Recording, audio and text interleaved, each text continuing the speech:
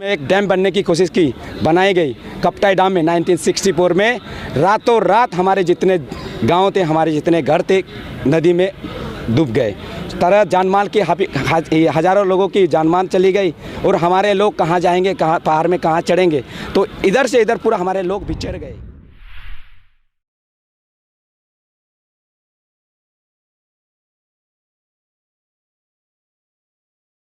जा रहा है, क्या कारण रहा? आपको ज्ञात होगा, एक छोटी सी ये बिल्कुल बहुत ये कम ये आरपीसी रेसिडेंशियल प्रूफ सर्टिफिकेट जिसको हम लोग कहते हैं, जो चकमा हाजोंग कम्युनिटी है अरुणाचल प्रदेश में रहने वाले, उनको सरकार की तरफ से, राज्य सरकार की तरफ से इसको कैंसिल किया गया है। उससे ये दिक्कत आ रही है कि हमारे जो युवा है, हमारे जो स्टूडेंट्स हैं, बाहर पढ़ने जाते हैं और सीमा, हमारी मातृभूमि को रक्षा करने के लिए सीमा सुरक्षा बलों में, इंडियन आर्मीज़ में, बीएसएफ में और तरह तरह के पैरामिलिट्री फोर्सेस में ज्वाइन करने के लिए उनकी अवसर बिल्कुल बंद हो गया है इस समय। तो अभी इनके भविष्य बिल्कुल खतरे में है। इसी की आवाज़ को केंद्र सरकार तक पहुंचाने के लिए हम लोग आज जंतर मंतर में प्रोटेस्ट कर रहे हैं। जब बांग्लादेश से आप लोगों को पुनर्वासित किया गया था अरुणाचल प्रदेश के अंदर, तब तो ऐसी कोई समस्या नहीं थी। सडनली ऐसी क्या समस्या अराइज हो गई कि आपको अब जंतर मंतर का रुख करना पड़ा? उसके लिए आपको पीछे जाना पड़ेगा। 1947 में जब पार्टीशन हुआ था इंडिया में, हमारे जो चकमा हाजोंग, चकमा जो बुद्धिस्ट है और हाजोंग जो हिंदू है, उसका पुरजोर विरोध किया था और चिट्टागोंग हिल ट्रैक को भारत के साथ विलय करने के लिए हम लोगों ने मांग की थी। हमारे जो पूर्वज थे, एक लीडर थे सन्या कुमार चकमा, यहाँ पे इंडिया में, ये न्यू दिल्ली में भी आए, जवाहरलाल नेहरू जी से भी बात की, सरदार वल्लभ भाई पटेल जी से भी बात किया है। उन्होंने ये बात रखी कि हम लोग इस भारत के साथ विलय होना चाहते हैं, भारत के साथ जुड़ना चाहते हैं, लेकिन उनकी बात को नहीं मानी और हमारे लोगों को पता भी नहीं था कि हम लोग इस पाकिस्तान में चले गए। और हम लोगों ने 1947 में जब 15 अगस्त को भारत स्वतंत्रता हुआ था, उसमें भारत का तिरंगा हम लोगों ने इस पाकिस्तान चिट्टागोंग हिल ट्रैक में फहराया है। हम लोग को पता उस समय चला जब 17 अगस्त 1947 में ऑल इंडिया रेडियो में कि चिट्टागोंग हिल ट्रैक इस पाकिस्तान, जो कि बांग्लादेश में विलय हो गया है। उस समय जब तिरंगा फहरा रहे थे, बांग्लादेश के आर्मीज़ ने, बांग्लादेश के फौजियों ने हमारे लोगों को बहुत अत्याचार किया है। उसके बाद हमारी जो दर्द है उस समय तक नहीं थमी। उसके बाद 1960s में जब कनपुली रिवर पे कुछ हमारा प्रोजेक्ट आने की कोशिश की, बनाई गई कपटाई डैम में 1964 में। रातों रात हमारे जितने गांव थे, हमारे जितने घर थे, नदी में डूब गए। तरह जानमाल की हज़ारों लोगों की जानमान चली गई और हमारे लोग कहाँ जाएंगे, कहाँ पहाड़ में कहाँ चढ़ेंगे। तो इधर से इधर पूरा हमारे लोग बिछड़ गए। उसके बाद हमारे लोग पहले से भारत आना चाहते थे तो भारत में शरण लिया है। उसके बाद भारत को उस समय 1962 में एक इंडो चाइना वॉर, आपको याद होगा, उस समय चली थी, जिसमें काफ़ी जगह चीन ने भी हमारे हड़प लिया था। उस समय इंडिया गवर्नमेंट को ये लगा, उस समय अरुणाचल नहीं था, नॉर्थ ईस्ट फ्रंटियर एजेंसी था, कि जगह खाली रखना सही नहीं है और लोग बिल्कुल घने जंगल थे अरुणाचल में। उस जगह को स्ट्रेटेजिकली केवल चकमा नहीं, जो बीएसएफ के थे, ये Assam rifle, farmer Assam rifle जो एक्स सर्विसमैन, उनको 2000 एक्स सर्विसमैन और चकमा लोगों को वहाँ पे हाजोंग लोगों को बचाया गया है स्ट्रेटेजिकली। वो हम दैन जो नेपाल के गवर्नर के थे और उनके सेक्रेटरी थे, पीएन लुट्रा के रिकमेंडेशन से हुआ है। हम लोग का वहाँ पे बिल्कुल एक स्ट्रेटेजिक डिपेंडेंट प्लान से ही बसाया गया है और परमानेंटली बसाया गया है। बात जब 1987 में अरुणाचल यहाँ पे नेपाल अरुणाचल बना, उस समय से हमारी परिस्थिति बिल्कुल विपरीत दिशा में चलना स्टार्ट किया। सारा आपको कर दिया, भारत की नागरिकता मिल गई, तो भारत के नागरिक होते हुए भी अब आपको यही समस्या आ रही है, तो क्या कहना चाहिए सरकार से? प्रेजेंट में स्टेट में जो गवर्नमेंट है, उसमें मुझे लगता है वो संविधान के साथ नहीं चल रही है। संविधान के साथ चलती, कॉन्स्टिट्यूशन के साथ दायरे में चलती तो ऐसी कोई दिक्कत नहीं होती। इसलिए नहीं चल रही है क्योंकि वहाँ पे एक पॉलिटिकल विल की बहुत कमी है वहाँ के, पर्टिकुलरली चीफ मिनिस्टर में, क्योंकि वहाँ पे एक वीरतंत्र के साथ चल रही है सरकार। वहाँ पे वीरतंत्र जो कहती है वो सरकार वही कर रही है। इसलिए तरह तरह के इलीगल काम हो रहे हैं, कॉन्स्टिट्यूशन के दायरे में बाहर काम हो रहे हैं।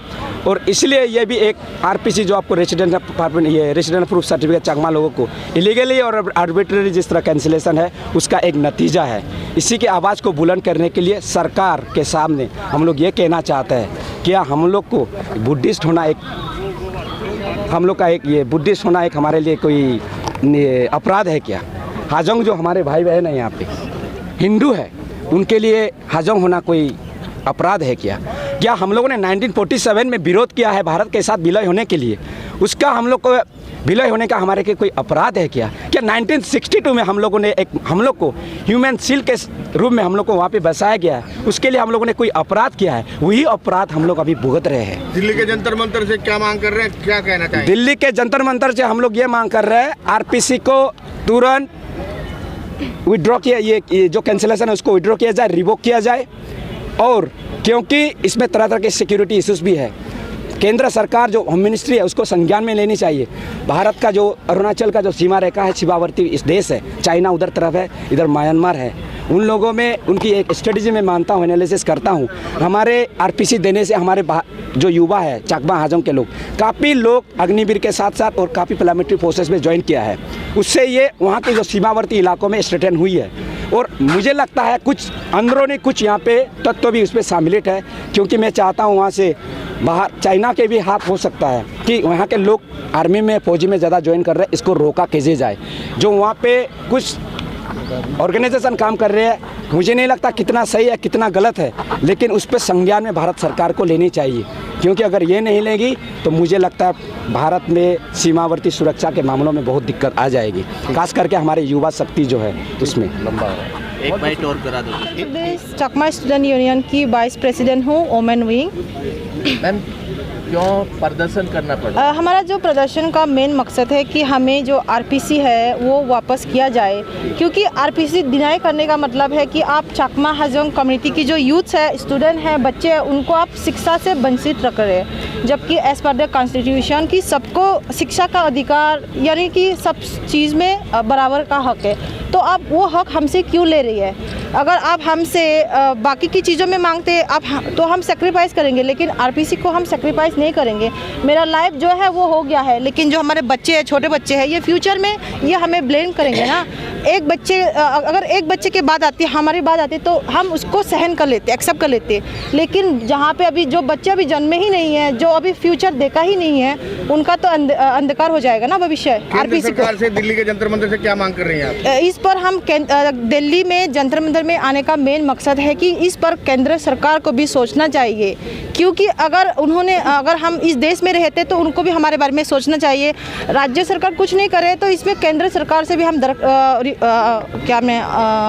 रिक्वेस्ट आग्रह करते हैं कि वो इस पर ध्यान दे और हम बच्चों को अंधकार से निकाले, हमें भी रोशनी दे, हमें भी उड़ने का हक है। जो इतने युवा है, स्पेशली जो यूथ है, आप जानते हैं कि जो हम लोग थोड़ा बैकवर्ड जगह से आते हैं, 10-15 साल में शादी की बात हो जाते हैं गाँव में। इसी बहाने अगर आप हमारे बच्चों को आरपीसी कैंसिल करेंगे तो वो 12 के बाद तो गाँव में रहेंगे ना, उनकी शादी हो जाएगी। प्रधानमंत्री तो कहते हैं कि हम नॉर्थ ईस्ट के विकास के लिए विकास कर रही है, लेकिन वो बड़े बड़े मुद्दे पे करे ना, डेवलपमेंट रोड बना रहे ना, लेकिन छोटे मोटे इशू है, ये हमारे छोटे इशू नहीं है ना। इसमें हम कितने 60-70 हज़ार लोगों का जीवन तो अंधकार हो गया ना।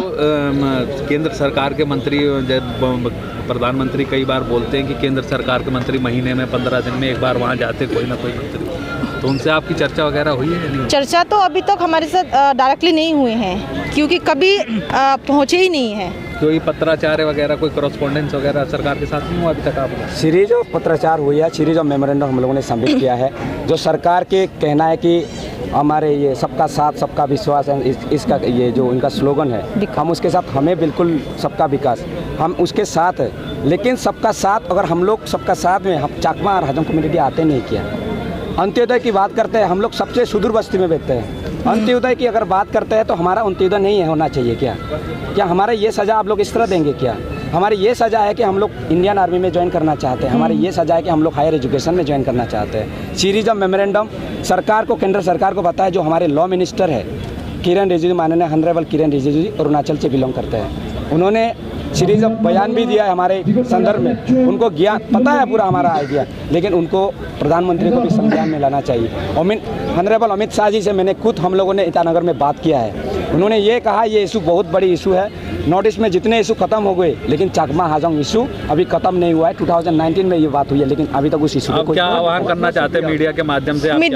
मीडिया से हम चाहते हैं कि ये हमारे इशू को आप हाईलाइट करिए, देश के कोने कोने में पहुंचना चाहिए कि हम जो माइनॉरिटी लोग हैं, हमारी जो कम्युनिटी है, देश में एग्जिट करते हैं और न्याय मांग रहे हैं सरकार से, केंद्र से, राज्य से, सभी NGO से। आज आप ज्ञापन नहीं देंगे या कुछ अगला कदम भी है आपको? हमारा ये 5वां प्रोटेस्ट है। उसके बाद हम लोग home ministry, PMO, defence ministry, जितने भी मिनिस्ट्री है सबको ज्ञापन देंगे। उसके बाद हमारे जितने भी मेट्रो सिटीज में हंगर स्ट्राइक में बैठ जाएंगे। उसके बाद हम लोग भूख हड़ताल बिल्कुल करेंगे, और बिल्कुल करेंगे। मिजोरम अरुणाचल में जितने कैपिटल्स हैं हमारे चंगमा हाजोंग गवर्नमेंट एरिया, वहाँ पे हम लोग प्रोटेस्ट जगह जगह प्रोटेस्ट उसके बाद करेंगे। हम लोग ईटानगर चलो कि हम लोगों ने ऑलरेडी प्लान है, आज उसकी घोषणा बाद में कितने करेंगे। लोग आए हैं आप? आज हमारे 500 500 के आसपास वहाँ पे लोग आने की संभावना है।